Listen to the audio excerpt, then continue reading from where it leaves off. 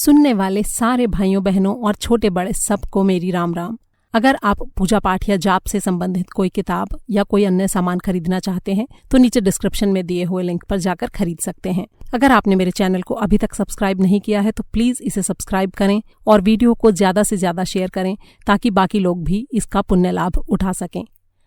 तो शुरू करते हैं वैशाख मास महात्म्य, चौथा अध्याय। नारद जी बोले, आगे सुनो राजन। वैशाख माह में शरीर पर तेल की मालिश करना, दिन में सोना, कांसे के बर्तन में भोजन करना, घाट पर सोना, निषिद्ध भोजन का भक्षण करना और रात्रि में देरी से भोजन करना, इन 8 निषिद्ध और वर्जित कार्यों का त्याग कर देना चाहिए।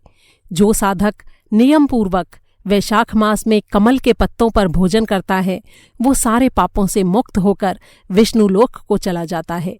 जो साधक मार्ग में चलने अर्थात यात्रा के श्रम से थके हुए अपने घर पर आए ब्राह्मण या अतिथि को दोपहर के समय सुंदर आसन पर विराजमान करा के उसके चरणों को दबाता है वो सारे भव बंधनों से मुक्त हो जाता है।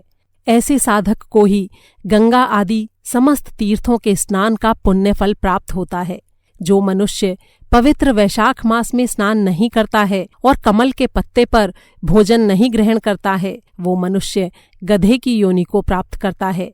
इसके बाद वो खच्चर की योनि में जाता है। जो मनुष्य स्वस्थ, हृष्ट-पुष्ट और निरोगी दशा में भी वैशाख मास का स्नान नहीं करता है वो चांडाल योनि में जन्म लेता है। हे राजर्षि, वैशाख मास में मेष की संक्रांति के दिन घर से बाहर जाकर जो स्नान नहीं करता है अर्थात तीर्थ स्नान नहीं करता है वो 100 जन्मों तक कुत्ते की योनि में जन्म लेता रहता है। जो मनुष्य इस मास को बिना दान किए व्यतीत कर देता है वो पिशाच योनि को प्राप्त कर नरक में जाता है। जो लोभी मनुष्य वैशाख में अन्न और जल का दान नहीं करता उसके पापों और दुखों का कभी अंत नहीं होता। ये ध्रुव सत्य है कि वैशाख के महीने में जो मनुष्य श्रद्धा और भक्ति के साथ भगवान विष्णु में अपना मन रमाकर नदी में स्नान करता है उसके 3 जन्मों के सारे पाप नष्ट हो जाते हैं।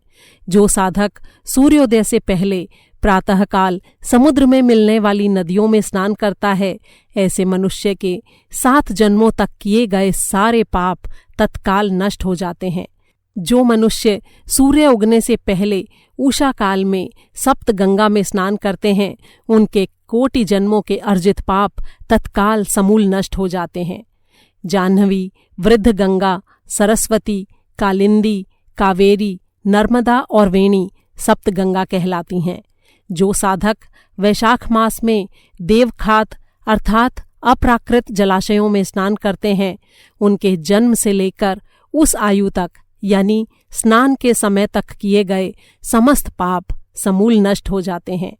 वैशाख मास में जो मनुष्य बावड़ी में स्नान करते हैं, हे राजेंद्र, उनके बड़े बड़े पाप समूल नष्ट हो जाते हैं।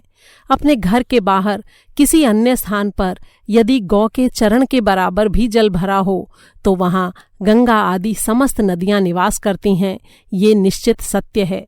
जो साधक इस सत्य को जानता है उसे सारे तीर्थों से अधिक फल प्राप्त होता है। हे राजर्षि, रसों से दूध का महत्व अधिक है और दूध से अधिक महत्व दही का है। दही से भी उत्तम घृत है। कार्तिक से अधिक महत्व माघ का है और माघ से अधिक महत्व वैशाख मास का है। ये वट वृक्ष के बीज की तरह वृद्धि को प्राप्त करता है। साधक चाहे धन संपन्न हो अथवा दरिद्र हो या पराधीन हो फिर भी उसे जो भी वस्तु प्राप्त हो सके वही वस्तु श्रद्धा सहित दरिद्र और ब्राह्मण को दान करनी चाहिए। कंद, मूल, फल, शाक, नमक, गुड़, छोटी नौका, पत्र, जल और छाछ इत्यादि जो वस्तु भी साधक दान करता है वो पुण्य फल में अनंत गुनी बढ़ जाती है। दान का ही सबसे अधिक महत्व बताया गया है। जो मनुष्य दान नहीं करते हैं वे दरिद्री होते हैं और जो दरिद्री होते हैं वे पाप करने लगते हैं और पाप करने के कारण नरक को प्राप्त होते हैं। इसलिए मनुष्यों को अवश्य ही दान करना चाहिए। जैसे कोई विशाल भवन बड़ा सुंदर और भव्य हो, साथ ही वो सारी सुखदायक सामग्रियों से भी भरा हो, लेकिन यदि उस पर छत्र न हो तो वो शोभायमान प्रतीत नहीं होता है। इसी प्रकार जो मनुष्य वर्ष के समस्त महीनों में सब प्रकार के धार्मिक कृत्य करते हैं, लेकिन वैशाख मास के नियम धर्म का पालन नहीं करते हैं, उनके सारे धार्मिक कृत्य व्यर्थ हो जाते हैं। सर्वगुण संपन्न सुलक्षणा कन्या की शोभा पति की विद्यमानता में ही है। इसी प्रकार सारे धार्मिक कर्मों का महत्व केवल तभी है जब वैशाख मास के धर्म का पालन किया जाए। जो पुण्य कर्म वैशाख मास में नहीं है और निष्फल है, उसका फल प्राप्त नहीं होता है। इसलिए जैसे भी संभव हो हर तरह का प्रयत्न करके वैशाख मास के धर्म का अवश्य पालन करना चाहिए।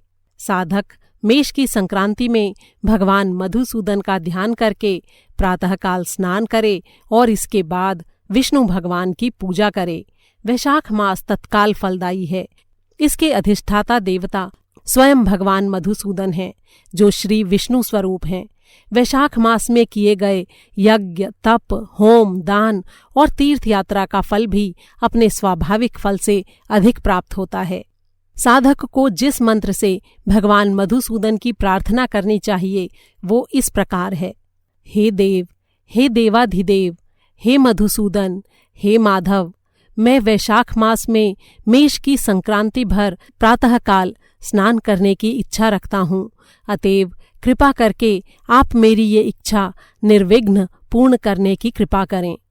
इसके बाद इस मंत्र से साधक को अर्घ्य देना चाहिए। अर्घ्य का मंत्र इस प्रकार है। हे मधुसूदन, वैशाख मास में मेष की संक्रांति में स्नान करके मैं आपको अर्घ्य देता हूँ। कृपा करके इसे ग्रहण करें। गंगा आदि सब नदियाँ, तीर्थ, समस्त जलाशय मेरे द्वारा दिए गए इस अर्घ्य को ग्रहण करें और मुझ पर प्रसन्न हों। हे यमराज, आप पापात्माओं पर शासन करने वाले उत्तम समदर्शी सबके नियंता हैं, इसलिए कृपा कर मेरे द्वारा दिए गए अर्घ्य को ग्रहण कर मुझे यथोचित फल प्रदान करें। इस प्रकार अर्घ्य देकर स्नान करें और वस्त्र धारण कर समस्त धार्मिक क्रियाओं का संपादन करें। वैशाख मास में मिलने वाले पुष्पों से मधुसूदन भगवान का पूजन करके और वैशाख महात्म्य से संबंधित भगवान विष्णु की दिव्य कथा का श्रवण करें। इससे जन्म जन्मांतर के कोटि जन्मों के पापों का नाश होकर मोक्ष प्राप्त होता है। ऐसे साधक को तीनों लोकों में यानी पृथ्वी, स्वर्ग और पाताल कहीं भी कष्ट नहीं होता है। वो जन्म मृत्यु के चक्र से छुटकारा पा जाता है। वो न माता के गर्भ में आता है और न स्तनपान करता है। हजारों ब्रह्म हत्या के पाप से किसी भी धार्मिक अनुष्ठान द्वारा मुक्त हुआ जा सकता है, लेकिन वैशाख मास में स्नान न करने के पाप से कभी भी मुक्ति नहीं मिलती है। अर्थात ये पाप कभी भी नष्ट नहीं होता है। इसलिए साधक को चाहिए कि स्वतंत्र मन और शरीर से स्वच्छ स्वतंत्र जल में स्नान करे और स्वतंत्र और एकाग्र मन से स्वाधीन जिह्वा से हरि अर्थात इन दोनों अक्षरों में स्थापित विष्णु रूप का उच्चारण करे। यदि मनुष्य वैशाख के महीने में प्रातःकाल स्नान नहीं करता है तो ऐसे प्राणी को जीवित होते हुए भी मृत समझना चाहिए। जिस मनुष्य ने किसी प्रकार से भी वैशाख मास में मधुसूदन भगवान का पूजन नहीं किया है वो सूअर की योनि को प्राप्त करता है। जो साधक तुलसी दल से वैशाख माह में भगवान मधुसूदन का पूजन करता है वो सर्वभौम राज्य पद को प्राप्त कर कोटि जन्मों तक अनेकों सुख भोगों को भोगता है। इसके पश्चात अपने कोटि कुलों सहित भगवान विष्णु की सायुज्य मुक्ति को प्राप्त करता है। बोल श्री विष्णु भगवान की जय। चौथा अध्याय समाप्त हुआ।